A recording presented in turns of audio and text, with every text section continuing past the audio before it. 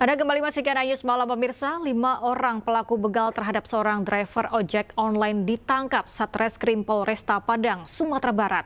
Dalam aksinya, para pelaku menyamar sebagai anggota polisi dan menuduh korban sebagai pelaku tawuran sebelum merampas ponsel dan motor korban.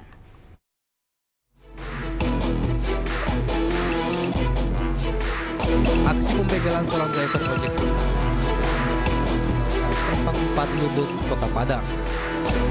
Motor dan HP korban dirampas oleh orang pelaku yang menggunakan mobil dan senjata api jenis airsoft gun dengan modus menuduh korban sebagai pelaku tawuran. Berdasarkan laporan korban rekaman CCTV, 5 pelaku berhasil diringkus aparat kepolisian Satreskrim Polresta Padang. Dari salah satu pelaku, polisi mengamankan 2 pucuk senjata api yang diduga digunakan untuk melakukan aksi begal. Saat menjalankan aksinya, para pelaku mengaku sebagai anggota polisi dan menuduh korban sebagai pelaku tawuran yang kerap terjadi di lokasi tersebut. Korban bahkan sempat dipukuli dan diancam dengan pistol. Kejadian sekitar pukul 4 pagi. Ya.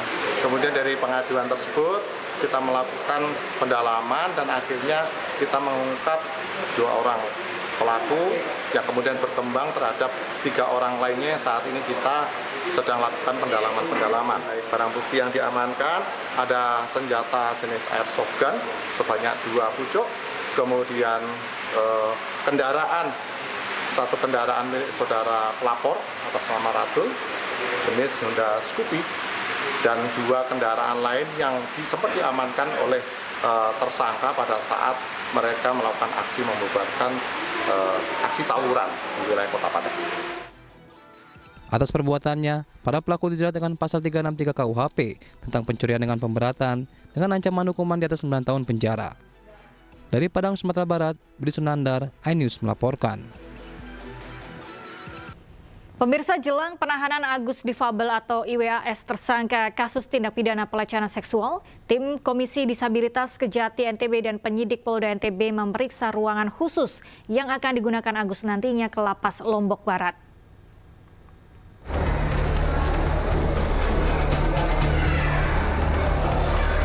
Komisi Disabilitas Daerah Provinsi NTB, Kejaksaan Tinggi dan Polda NTB berkunjung ke Lapas Kelas 2A Lombok Barat. Kunjungan itu untuk memastikan kesiapan fasilitas dan ruang tahanan khusus untuk Agus Difabel alias IWAS. Pihak lapas telah siap untuk mendukung sarana khusus yang dibutuhkan oleh Agus Difabel. Pihak lapas sudah siap, sudah ada minimal sarana prasarana yang aksesibel untuk yang bersangkutan, termasuk ada ketersediaan nanti yang namanya tamping. Lapas Lombok Barat juga telah menyiapkan ruangan khusus untuk Agus yang berbeda dengan ruangan tahanan lain. Nantinya pihak lapas juga akan memodifikasi ruangan sesuai kebutuhan Agus Difabel, termasuk menyediakan kloset duduk. Nah, nanti sambil berjalan nanti karena fasilitas yang ada kloset duduk, nanti kalau memang yang bersangkutan tidak bisa menggunakan kloset itu, nanti kita juga akan memfasilitasi kebutuhan dia apabila dia membutuhkan misalnya modifikasi. Polda NTB dan Kejati NTB dalam waktu dekat akan melimpahkan kasus ke pengadilan. Dari Lombok Barat, NTB, Muzakir, iNews melaporkan.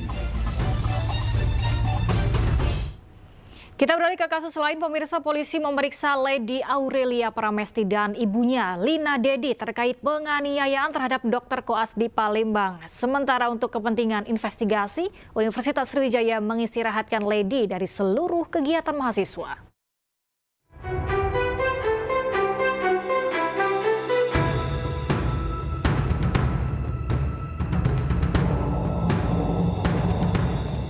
Usai dimintai keterangan oleh polisi, Dr. Koas Lady Aurelia Pramesti berlari ke arah mobil menghindari rekan media untuk dimintai keterangan.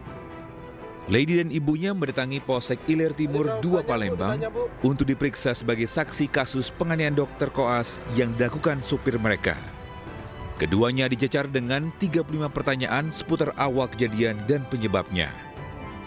Ibunda Lady, Sri Meliana atau Lina Dedi, meminta maaf kepada korban Ananda Lutfi atas penganiayaan yang dilakukan supir mereka Fadila alias Datuk yang kini sudah ditetapkan sebagai tersangka dan ditahan. Saya atas nama pribadi dan keluarga memohon maaf yang sebesar-besarnya kepada Ananda Lutfi beserta orang tua atas kejadian pemukulan yang dilakukan supir saya atas nama Fadila, dan saya juga mohon maaf yang sebesar-besarnya kepada kedua orang tua Lutfi atas kejadian ini. Sementara itu, Universitas Sriwijaya terus mendalami insiden pemukulan terhadap salah satu dokter koasnya.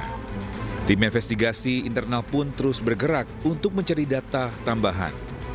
Korban pemukulan Lutfi dan pelaku, Lady, juga telah diperiksa oleh Satgas Unsri. Kini keduanya diistirahatkan oleh universitas untuk mempermudah proses investigasi. Dan Lutfi sekarang masih statusnya mahasiswa Unsri semua, keduanya masih status aktif. Berarti membantah isu yang diskors katanya Pak? Skor itu belum diputuskan, belum ada keputusan tentang skorsing karena kita akan mengkaji apakah ada pelanggaran etika akademik dalam hal ini. Begitu. Apabila terdapat pelanggaran itu seperti apa? Pasti sesuai dengan buku pedoman Pak.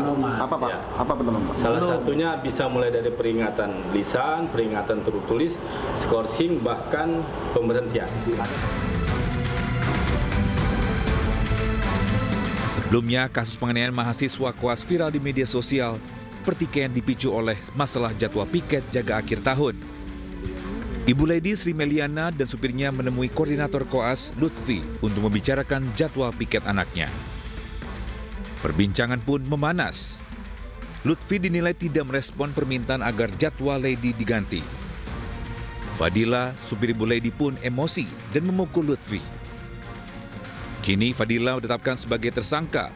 Hukuman penjara maksimal 5 tahun pun menanti pelaku. Tim Liputan iNews melaporkan. Polisi akan melakukan tes kejiwaan terhadap George Sugama Halim, tersangka penganiayaan karyawati toko roti milik Cakung, Jakarta. Pemeriksaan itu dilakukan karena tersangka disebut sering marah.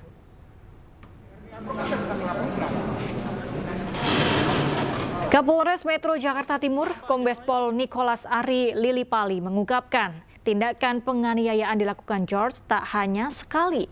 Namun terkait dugaan adanya gangguan kejiwaan, Nicholas belum bisa memastikan. Sebab menurut dirinya perlu adanya pemeriksaan mendalam terkait dugaan tersebut. Atas peristiwa itu, kalau kasat matanya seperti yang disampaikan oleh Bapak yang terhormat Ketua, tapi kami tidak bisa mengejas ataupun kami tidak bisa menentukan. Itu gitu kan, kami akan melakukan pemeriksaan. Jadi kayak bukan manusia gitu loh. Kami akan melakukan pemeriksaan psikologis yang bersangkutan. Iya, tapi jangan jadi alasan pemaaf. KPK menggeledah kantor Bank Indonesia terkait kasus dugaan korupsi dana Corporate Social Responsibility atau CSR Bank Indonesia. Informasinya akan kami hadirkan sesaat lagi.